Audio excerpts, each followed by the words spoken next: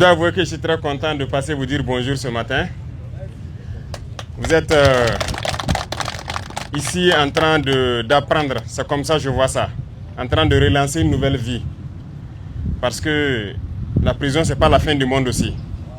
Mais aussi la prison doit être humaine. Nous sommes une société, nous ne sommes pas des barbares, nous ne sommes pas violents. Nous sommes une société africaine. Et en Afrique, le respect de l'homme, ça doit être quelque chose intimement lié, intrinsèquement lié à nous. Donc, peu importe la situation dans laquelle se trouve un homme, il faut qu'il ait le minimum de respect. C'est dans ce sens que nous avons introduit, comme il l'a dit, les TIG, pour permettre à quiconque qui est en conflit avec la loi de pouvoir travailler pour la nation, se former et au sortir de là, apprendre quelque chose. Parce que beaucoup de choses peuvent amener quelqu'un en prison. Et c'est une vie. Ça peut être très souvent la pauvreté qui peut amener quelqu'un à poser des actes contraires à lui-même ses valeurs. Vous pouvez juste aller emprunter de l'argent avec quelqu'un, mais vous n'avez pas pu rembourser. Il va vous convoquer, ça va aller loin et après vous vous retrouvez en prison. Ça ne veut pas dire que vous n'avez pas la volonté de rembourser, mais vous n'avez pas eu la capacité de le faire. Donc les lois et autres que nous votons, et nous sommes en train de lutter actuellement pour que tout soit traduit dans nos langues, pour que vous compreniez. Donc par ignorance, quelqu'un peut être en conflit avec la loi et ne pas savoir poser des actes et se retrouver dans des situations comme ça. Et donc, chaque situation est une leçon. La vie que vous menez, c'est une leçon pour tout un chacun.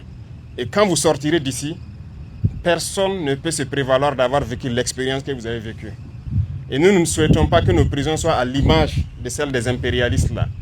Nous avons décidé d'humaniser nos prisons. Voilà pourquoi nous avons d'abord commencé à travailler avec ici l'échantillon pour que vous puissiez apprendre, vous reconvertir et être utile à la société. Demain, vous serez des entrepreneurs vous-même et vous allez pouvoir cultiver et que ça bénéficie à tout le monde. Deuxième chose, on va mettre toutes les conditions pour qu'au cas où quelqu'un se retrouve dans sa situation, qu'il ne soit pas comme ce qu'on voyait comme avant. Voilà pourquoi nous avons décidé de construire des bâtiments, le système de santé, tout ce qu'il y a, on va essayer d'améliorer pour que ce soit un lieu d'apprentissage. Voilà, qu'on se corrige, qu'on puisse corriger nos fautes lorsque nous sommes dans ces situations-là. Et aussi, on va réduire le nombre de prisons au Burkina, ça c'est sûr. Nous allons réduire ça beaucoup et concentrer cela dans des zones comme ça, des zones de production où les gens vont apprendre beaucoup de choses. Ça, c'est l'agriculture, mais il y a beaucoup d'autres choses que vous apprenez. Ça peut être dans la mécanique et bien d'autres choses. Donc, c'est pour vous dire qu'il n'y a pas à perdre le moral ici. Vous êtes en train d'apprendre. Donc, apprenez et au sortir, le ministère fera tout pour vous accompagner pour que vous soyez donc des citoyens modèles de demain. Vous pouvez mieux conseiller quelqu'un que quiconque. Ça, c'est sûr, parce que la vie que vous vivez ici, ce que vous avez vécu, vous pouvez mieux conseiller les jeunes que quiconque sur cette terre. Donc, bon courage à vous. Je vous souhaite de prendre soin donc de vos terres, de tout ce qu'il y a autour de vous ici, de continuer à vous conseiller et tous ceux qui viendront s'ajouter pour les travaux d'intérêt général, donc que vous puissiez les conseiller et que chacun puisse apprendre surtout et au sortir être donc un modèle dans notre société.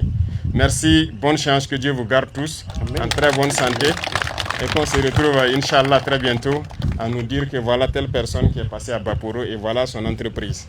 Ok? Voilà, merci beaucoup. Et la patrie ou la mort, le combat continue, peu importe où nous sommes.